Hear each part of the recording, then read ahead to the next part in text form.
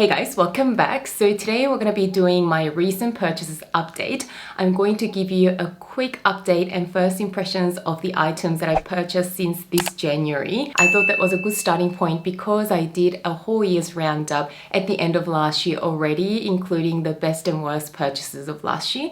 So I'm going to focus in on the items that I purchased in 2022. But I'm not going to be including the really recent purchases, including my Aspinall of London clutch and my Jimmy Choo Bing heels. They're just way too new for me to comment on at the moment, so I'm going to be including those in my next recent purchases update. I'm also in the process of doing my studio in my new place that I moved into a couple of months ago, so I have built some shelves behind me, so at least I have a decent area where I can film, but the rest of the room has not been furnished yet. I'm still waiting on a couple of furniture pieces, so once this room is exactly how I want it to be, I might do a little closet office tour as well. So I'm going to start with my very favorite purchase of this year so far, and the item that I've been getting the most use out of, which is surprisingly my Hermes Mini Kelly in the black Epsom leather with gold hardware. I picked up this bag back in January of this year, and you guys know that this wasn't my first choice that I asked my SA for. I was actually, and I am still,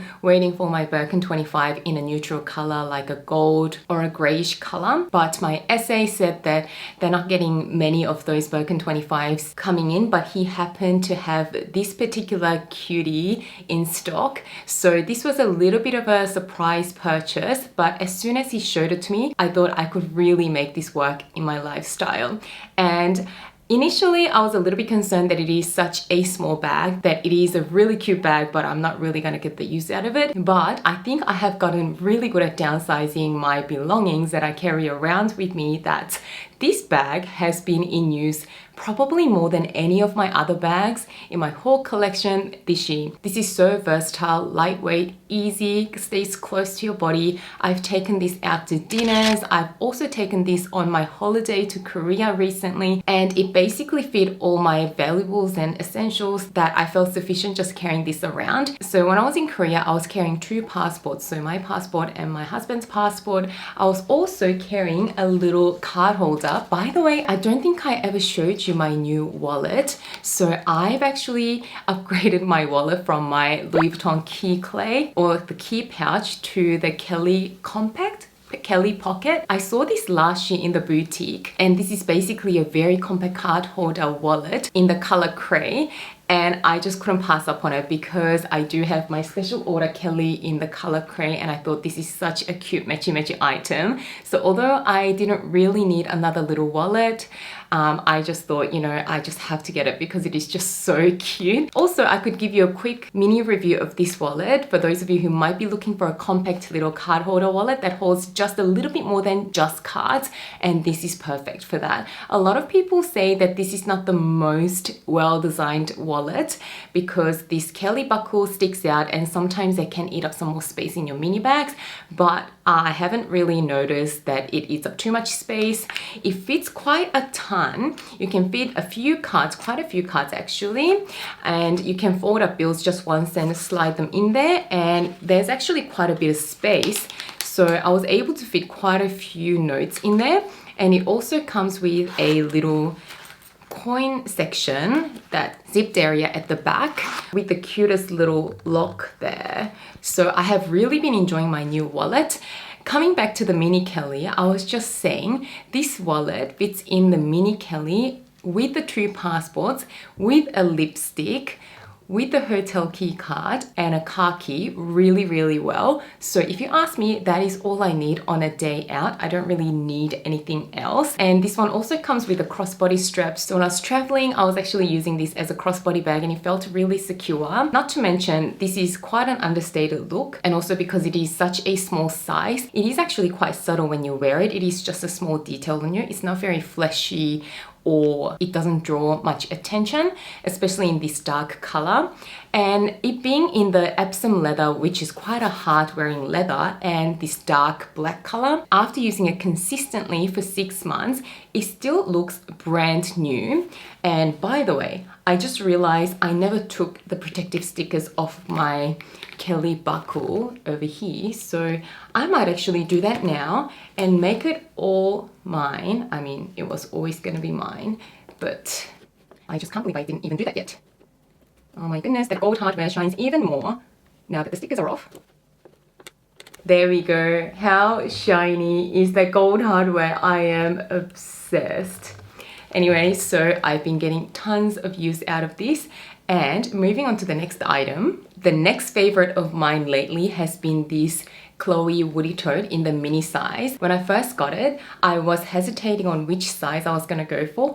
This Woody tote comes in 3 different sizes at the moment. This is the smallest out of them all, but it is not really a mini bag by any means. It is quite a medium-sized bag, and it also comes in a medium and a large as well. The large was just way too big for my frame. The medium, I was tossing up between that and this mini because I thought, being a tote bag, maybe I should go for something a little bit larger, and I do actually really like the rectangular look of the medium size, but in the end the mini size won me over because it comes with a shorter strap so you can actually crossbody it. And like I said, I am very good at paring down my essentials that I carry around with me. Even this size is more than big enough. So this has been the cutest little bag that I've been taking around running errands, you know, going to supermarkets, doing groceries, going to yoga, you know, all those normal life's little errands that you need to run on, you know, weekly basis. And I just like the fact that I can keep all my essentials in here, but it's just got that little bit of extra room for like an extra groceries bag, also a little water bottle. Basically, that's all I really carry around. I never really need much else. As you can see, it's actually been in use, but it's just one open space and it's got a slip pocket. So I put my house keys and car keys in there so I can easily find them. I just absolutely love the color as well. It is so neutral, and you guys know that I absolutely love this tan color. So I just love that little tan color detail on all the leather bits, and it is just so adorable. I've just been really obsessed with it. It is so easy and user-friendly. You can just chuck everything and go. There's no zips or flaps to attend to. So for my day-to-day life, where security of the closure of the bag is not such a big issue, this is the perfect bag. And I mean, I live in a pretty safe city. We don't really have pickpocketers or anything. So this is really not an issue for me. And I just like that it is small enough that, you know, even with the open top, it is pretty difficult for someone to get in and grab something out. The only little con that I have about this bag is that it doesn't actually stand on a bench top by itself. It is quite rolled and rounded on the bottom. So depending on what you have in the bag, sometimes it stands and sometimes it just falls. And sometimes when it just falls, your items just fall out. So if I remember, I'll always try and set it down in a certain way or have it leaning against the wall. But that's really not a big con for me. But for those of you who that might drive you crazy, that might be a little factor that you might want to consider. But overall, I love the aesthetics of it, the functionality of it. It is so lightweight and it's just been the easiest little bag to take around. Next up, I'm going to talk about my Rolex Datejust, which I've unboxed this year on my channel, but I actually picked up last year. And my particular one is in the size 31. So a lot of ladies go for the larger size 36 for a slightly oversized look, but I just love the classic size of the size 31. And mine's in the two-tone with the oyster steel and the ever rose gold with little diamond accents on the hours. I just love this combination. It is so feminine, and I talk about all the specs of this watch in my unboxing video, so if you're interested, head over to my Rolex unboxing video. I have to admit that I haven't gotten a ton of wear out of this one, mainly because of the job that I do. I'm in healthcare and I don't really wear jewelry on my hands or my wrists. The only jewelry that I wear is my Slim Love bracelet because it is lightweight and it just stays on my wrist, but I wouldn't be wearing like a somewhat weighty watch on a daily basis. So I have to say that I've probably worn these a handful of times when I'm going out to fancy dinners or, you know, just in general if the outfit warrants it. But those few times that I wore my watch, I just really loved it. It elevates any look. It is such a classic look. So I can't say too much about it because I don't really know that much about watches either, but what I can say is that this is a good investment for my wardrobe because I know it is going to be timeless, and the two-tone is so versatile. It doesn't clash with anything, and the size is perfect for my wrist. So yeah, I am looking forward to getting more wear out of this one, but I've been really enjoying wearing it so far. Some Rolexes can be a little loud and in your face, especially in the larger dial size and maybe the yellow gold as well, because the yellow gold really stands out. But I just love the subtlety of the specific one that I picked up, and yeah, I am looking forward to getting a lot of wear out of this one for the rest of my life. Next up, I want to talk to you guys about my Mulberry Mini Alexa. Now, this is the item that I am in a bit of a love-hate relationship with. Initially, when I picked it up, I absolutely loved it and used it so much. If you follow me on Instagram, you might have seen me carry this bag around quite a few times, and I documented that on my Instagram stories. I do love most things about this bag. This is a really good size again. It's not so mini, so you don't have to downsize too much. You can fit quite a bit in. The color is just beautiful. Again, this is the type of color that I really love, and the leather is actually very substantial and it feels very luxurious. But the only thing that I have a problem with is its opening and closure. Now, it's not a major issue, but it is something that makes me think twice about carrying this bag. So you have this buckle, but you also have these two bits where you have to open, and these are little magnetic closures, and the bag is kind of floppy. It's not very structured, so you really have to hold all the bits together to get into the bag. And when you close it, especially when the bag is not very full, you kind of line the buckle up, and you have to spend some time finding the magnet bits because again, these strap bits are kind of, well, see, it's hard to open as well because these strap bits are kind of floppy, so it can move around. So the ease of access has been a little bit of an issue. I'm usually quite busy, and when I'm on the go, I am usually in a bit of a rush. I need to get in and out of my bag quite quickly, and sometimes this can get a little bit frustrating. So I just love everything about how this bag looks and how much it fits and the quality of it, but that little opening has been a little bit frustrating, hence I haven't been really using this bag very much lately. So I was just editing and realized that I forgot to include my Jimmy Choo mini bonbon bag in this video. And I can't believe I forgot because I've really been enjoying using this bag as an evening bag that is not your very typical clutch bag. I bought this about 3 months ago for my wedding. So not really for the wedding day, but for the after party to go with my Shona Joy off-white satin dress. I just cannot get over how beautiful the details are. Look at that material. It is just so sparkly. I love the top handle. It's polished really well. Gold as a color is basically a metallic version of a neutral. It goes with any evening dress, and it also comes with a shorter chain, which the shorter chain is really beautiful as well. I also love the drawstring. Isn't that just the cutest little thing? You can actually fasten this to close up the bag, or you can open it. And I just wanted to show you how much you can actually carry in it as well. So as you can see, it's actually quite spacious.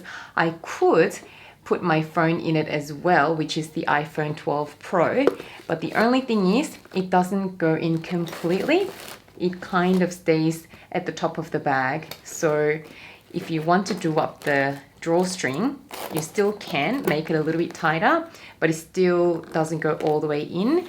But I think that looks completely fine. I just feel like Jimmy Choo bags are so underrated. They are better known for their shoes, but they do really beautiful evening bags as well. So I would definitely recommend these if you're looking for an evening bag that is a little bit more unique.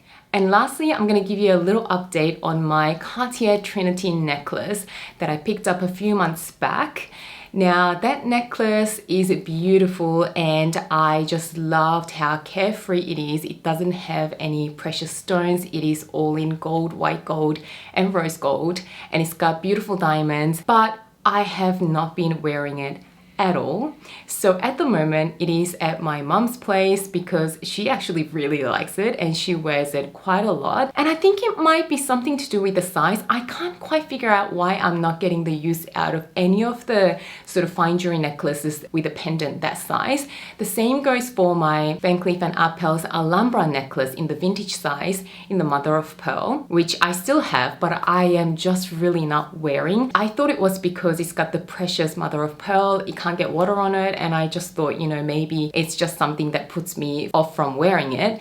So that is why I wanted to try out the Trinity necklace, because it is of a similar size, it's got a bit of a presence, but it is really carefree. So I guess that sort of a pendant size is something that I don't gravitate towards.